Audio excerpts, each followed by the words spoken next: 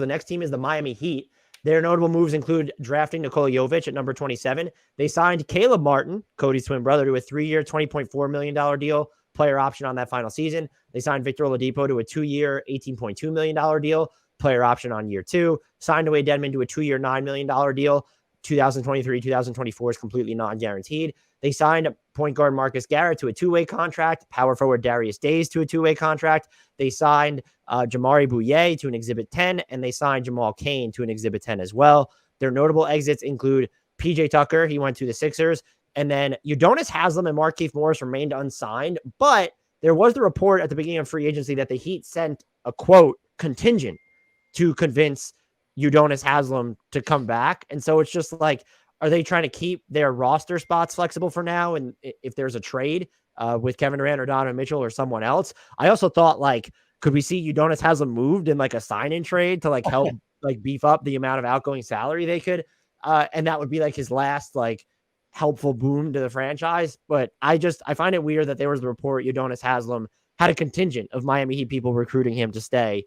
And we haven't, at least I haven't seen or heard anything official about his contract. What grade did you give the Miami Heatles? So this is a very uncertain C-.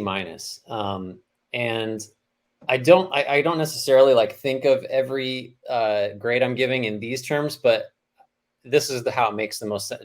This is the easiest way for me to justify it. So like, if you're a Heat fan, do you feel better today about the team than you did at the end of last season? And that, so I knew it was going to be in the C range, and I don't think you should. If I think a Heat fan would just say, well, we lost PJ Tucker to a conference rival, and yeah, like there's a great chance that Tucker, because of his age, is just like, that was the right move. Like, you shouldn't commit the years it may have taken. It might have taken 3 years to keep him. And get, you always want to move on from a player too early than too late. Maybe they did that. I don't know. I'm just looking at the roster today, and I'm seeing the absence of a key guy that they don't really seem like they have the ability to sort of backfill that specific position. So I like the Martin signing. I'm fine with Oladipo and Dedmon. I like those as kind of trade ballast salaries, if nothing else. They did well to get a non-guarantee on Dedmon's second year. The player options are a little sketchy, especially for Oladipo. But those are okay. It's really just, for me, the team is worse now than it was, I think, unless somebody pops or they figure out a way to replace what Tucker brought, which is weird to think about because he's such a unique player. So it's a C-. It's not the end of the world, but just based on the simple kind of metric I went with, that felt right to me. Yeah, so I went with a B-, and I see the C+ range. I don't know how to critique them for losing PJ Tucker.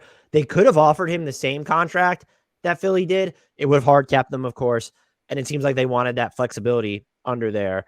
They also wound up like I guess there's other things they could have done, but they ended up using like the mid-level exception to keep Caleb Martin, which I think he was an important player too. Do I think he could play some 4? No, but it really just seemed like PJ Tucker wanted to go to Philly. And I don't know how, and like that was just done beforehand. So I don't know. I didn't really hit them hard for that. It doesn't seem like they did or even tried to do anything to like replace that front court spot alongside Bam Adebayo. Now, this is all sort of muddied by their involvement in the Kevin Durant and or Donovan Mitchell sweepstakes. They're not going to get any bigger as part of a Donovan Mitchell trade, though. I guess they could take on someone else from Utah, but even like, if I guess it was Bojan Bogdanovic or something, yeah, he could play the 4, but that would just be a massive trade at that point. And of course, Kevin Durant is a perfect PJ Tucker replacement, I would argue. But and I like the deal that they gave Victor Oladipo, like to keep him. That's just sort of upside caked in. And it's more shot creation to go along with Tyler Hero, Kyle Lowry, and Jimmy Butler. He might be, there's a scenario where he is like their best off the dribble 3-point shooter next season. That's also kind of harrowing because it's not going to be Butler. He doesn't take him. It could be Lowry. It could be Tyler Hero, even though he's more disposed to taking mid-range shots off the dribble. But like Victor Oladipo will be in that conversation. I do think that's an important creation element when you're looking at teams that want to compete deeper into the playoffs. So I didn't, and then like Nikola Jovic at 27, I thought was perfectly good value there. Mm-hmm. I like bringing Dwayne Dedmon back. He had a good year. Omer Yurtseven also showed some flashes, and it seems like they're actually going to use him. And so I get maybe not trying to be more aggressive in like changing up the front court. At the same time, there just feels like there's that gaping hole at the just next to Bam Adebayo in your best lineups, I would say. And are you going to play super small where Jimmy Butler's your de facto four, or is it Caleb Martin? Is Jovic getting minutes right off the bat? Are we going to see like Yurt 7 and Bam Adebayo play together? I don't really want to see that. So I just, given how good their bench was last season and they lose a major starting piece, I didn't really know how to reconcile that, but I liked too much of what they actually had control over, keeping Caleb Martin, bringing back Victor Oladipo. And I actually do legitimately like the Jovic pick. And even the Dwayne Dedmon contract, it felt like nothing detrimental and that there was no other opportunity that they passed out of. But again, the fact that it clearly wasn't a priority to acquire or find someone to fill that spot that PJ Tucker vacated, who's more properly sized, or at least has like the girth to do what he was doing. That's something that I think you can absolutely hit them for. And you look, if you really want to, you can also say, well, I would have rather of them spent the full mid-level. We don't care about the tax. Yes, it would have hard capped them. And maybe we could have gotten a better player. I don't know necessarily who was out there. Like, would you have rather have given this money to TJ Warren over Caleb Martin? Were you in the mix for Otto Porter Jr. at all? Is he even that much of an upgrade over Caleb Martin in the aggregate? I think Caleb Martin's certainly just going to have higher upside at this point. But if you want to quibble over, well, they didn't actually use all of their best spending tool, I understand that. But it does at least keep them more flexible on the trade market, them being not hard capped. So I wouldn't call it like an encouraging offseason, but I think it was an eminently okay one, which is reflected in my B-. Yeah, no, I think because it's the Heat one, and because of the types of deals they chose to do and the things they chose not to do, it feels like we should be expecting this to be a setup for something bigger, or at least they're positioning themselves so that if something bigger is out there, they can capitalize, whether that's a Mitchell trade or something else. Like, that's just I always am suspicious that the Heat are, thinking about a move that they may already, that's a couple steps down the line. So that gives me the most pause with the C-, because this could all just be, stepping stones to the bigger move they want to make. Just until that happens, I'm just going to be slightly below average. But I totally get the B- or even higher if you are really confident that this is all part of some plan that is just, we're in phase 1 of 4 or something. I'm not confident about that, which is why I couldn't go higher. Just in general. I could hear that argument. What do you think about, could you sweeten a deal enough to get Bojan Bogdanovic for Duncan Robinson here and then slot Bojan Bogdanovic into that starting 4 spot? So it'd be Bam, Bojan, Kyle Lowry, Jimmy Butler, and oh my God, I guess it wouldn't be Tyler Hero. He's coming off the bench. Like, it could be Victor Oladipo, it could be Max Strus at that point. Oh, right. Strus. Yeah. I don't know. Bogdanovic is so clearly a better all around player. I don't know what you've got to throw in. I would be into that. Let's just blow it all the way out though and try to make it for Mitchell and get a third team in there somehow. That would satisfy me based on what they've set themselves up to do.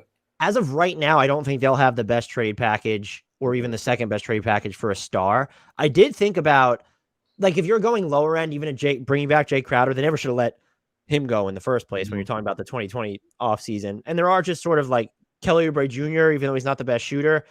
But John Collins would be a very interesting fit here. The Miami is one of my favorite John Collins destinations. That feels like if the Hawks want to sort of like stockpile some picks and they're willing to take back Duncan Robinson, that could be a route that they go. So would you do though? Like, is Jovic and your 23 pick for Bojan Bogdanovic and then be Duncan Robinson? Is that too much? It feels like it would be the time, maybe just based on the timing. I think because Robinson's value is about as low as it's been, for several years. And I think Bogdanovic might, at his age Robinson gets killed defensively, but Bogdanovic lately has been bad. So I don't know. Stuff has dropped off. Yeah, for sure. That feels like a lot. If it's just Jovic and Robinson, for sure, but I don't know why Utah does that. If it's Bogdanovic in the 23, we keep talking about how these picks don't really matter if they're going to be in the 20s, which you'd assume the Heats would be. So I might think about that. And then I think you're off of Bogdanovic's money much sooner than Robinson's. I think there's at least he's expiring. So yeah, and Robinson has 4 years left on his deal. So understatement by me. You're off of his money sooner. I'd probably do that. If the savings and the flexibility that might afford you alone might be worth it. And what wasn't part of this, it could be, is what happens with a Tyler Hero extension. I just don't think they're going to sign him to one because maybe they'll want the flexibility midseason to move him. Yeah. That does it. So I ended up with a B-. You ended up where? C-. I'm going to stick with the C-. The Orlando